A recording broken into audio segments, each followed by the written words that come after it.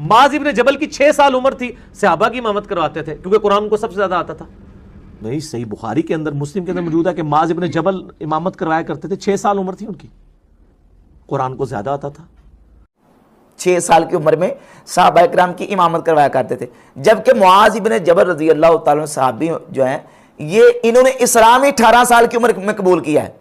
ये भी अंसारी और मदनी सहाबी हैं और इस्लाम कबूल कर रहे हैं 18 साल की उम्र में। और मिर्जा जहलवी दावा कर रहे हैं कि 6 साल की उम्र में हजरत मुआज इब्न जबल रजी अल्लाह तआला सहाबा इकराम को इमामत करवाया करते थे। और फिर दावा कर रहे हैं कि सही मुस्लिम है। कहां है सही मुस्लिम है वो रिवायत जिसमें यह कहते मुआज इब्न जबल 6 साल की उम्र में सहाबा इकराम को इमामत करवाया करते थे? बिल्कुल झूठा दावा, बिल्कुल झूठा दावा। मिर्जा जहलवी और मिर्जा जहलवी के फॉलोअर्स को चैलेंज है कि वो सही मुस्लिम ये निकाल के दिखाएं कि मुआज इब्न जबल 6 साल की उम्र में सहाबा इकराम को इमामत करवाया करते थे।